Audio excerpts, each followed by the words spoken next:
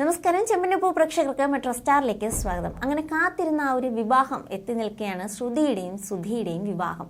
അങ്ങനെ അമ്പലത്തിൽ വെച്ച് താലി കെട്ടാൻ പോകുന്ന നിമിഷങ്ങൾക്ക് മുമ്പ് തന്നെ സച്ചിക്ക് പോലും സംശയമുണ്ട്, ഈ വിവാഹം നടക്കുമോ, പെണ്ണെത്തിയോ ചെക്കനെത്തിയോ, എന്താ ചെക്കൻ ഓടിപ്പോയില്ലല്ലോ എന്നൊക്കെ ഉള്ള രീതിയിൽ. അപ്പോൾ ഇതൊക്കെ എല്ലാവർക്കും തോന്നുന്ന ഒരു സംശയമാണ്. കാരണം കഴിഞ്ഞ പ്രാവശ്യത്തെ കല്യാണം മുടങ്ങിപ്പോയതൊക്കെ നമ്മൾ കണ്ടതാണ്.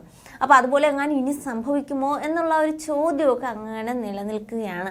എന്തായാലും ആ ഒരു കല്യാണം എത്തി നിൽക്കുകയാണ്.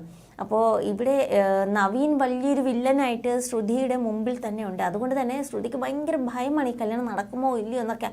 തൻ്റെ അമ്മ വിളിക്കുമ്പോൾ പോലും അമ്മയോട് ചൂടാവുകയാണ്. കാരണം ഉള്ളിലുള്ള ദേഷ്യവും സങ്കടവും എല്ലാം പൊട്ടിത്തെറിക്കുന്നത് അമ്മയോടാണ്.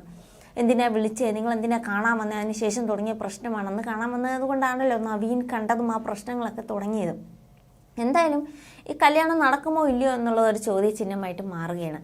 പക്ഷേ ഇതിന് മുമ്പ് നമ്മൾ ഇതിൻ്റെ തന്നെ പല ഇപ്പോൾ ചെമ്പനീർ പൂവിൻ്റെ തന്നെ വേറെ പല ലാംഗ്വേജിലും ഇതിൻ്റെ പല രീതിയിലുള്ള ഓരോ സീരിയലുകളും ഉണ്ടല്ലോ. അപ്പോൾ അതിൽ ഇതിൻ്റെ സെയിം തമിഴിൽ തന്നെ പറയുന്നത്, ശ്രുതിയെ വിവാഹം കഴിക്കാൻ താലി കെട്ടുന്നതിന് തൊട്ട് മുമ്പ് ശ്രുതിയെ പോലീസ് അറസ്റ്റ് ചെയ്ത് കൊണ്ട് പോകുന്ന ഒരു സീനാണ് നമ്മൾ അതിൽ കണ്ടത്. ഇനി ഇതിലെന്താകുമെന്നറിയില്ല. എന്തായാലും കല്യാണത്തിൻ്റെ തൊട്ട് മുമ്പ് ശ്രുതിയോട് എല്ലാ രഹസ്യങ്ങളും തുറന്നു പറയാൻ ശ്രുതി ശ്രമിക്കുന്നുണ്ട്. എനിക്കൊരു കാര്യം പറയണമെന്ന് പറഞ്ഞ് ആദ്യം ഫോൺ ചെയ്യുന്നുണ്ട്. അപ്പോൾ അതിനുശേഷം അമ്മ വന്ന് വിളിക്കുന്നു, അതവിടെ പോവാണ്. അപ്പോൾ കൂട്ടുകാരെ വിട്ട് ശ്രുതിയെ വിളിപ്പിക്കുന്നുണ്ട്. അവിടെ അമ്മ കയറി വരികയാണ്.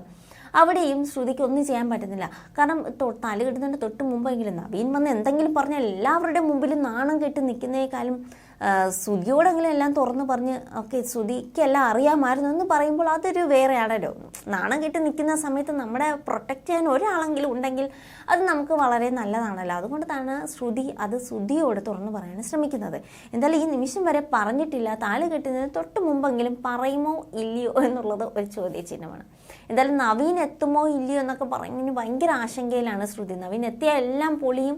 എന്തായാലും പോലീസിനെയും കൂട്ടിക്കൊണ്ട് വരെയാണോ, ഇനി അങ്ങനെയല്ലേ, എന്താണ് സംഭവിക്കുന്നുള്ളതെല്ലാം നിങ്ങളെ പോലെ തന്നെ നമ്മളും ആ ഒരു ആകാംക്ഷയുടെ മുൾമുനയിൽ തന്നെയാണ്. എന്തായാലും കല്യാണം ഇങ്ങനെ മേളങ്ങളെല്ലാം കൊഴിപ്പിച്ച് നിൽക്കുകയാണ്. കൂടെ നിൽക്കുന്ന രേവതിയുടെ നന്മ മാത്രം ഈ കാണാൻ അമ്മയ്ക്ക് സാധിക്കുന്നില്ല. ചന്ദ്രമതിക്ക് അതൊരിക്കലും രേവതിയുടെ നന്മ കാണാൻ സാധിക്കത്തില്ല. നന്മ ചെയ്യുന്നവർ എപ്പോഴും നന്മ ചെയ്തുകൊണ്ടിരിക്കും, ജോലി ചെയ്യുന്നവർ എപ്പോഴും ജോലി ചെയ്തുകൊണ്ടിരിക്കും, അങ്ങനെ പറയും പോലെയാണ്.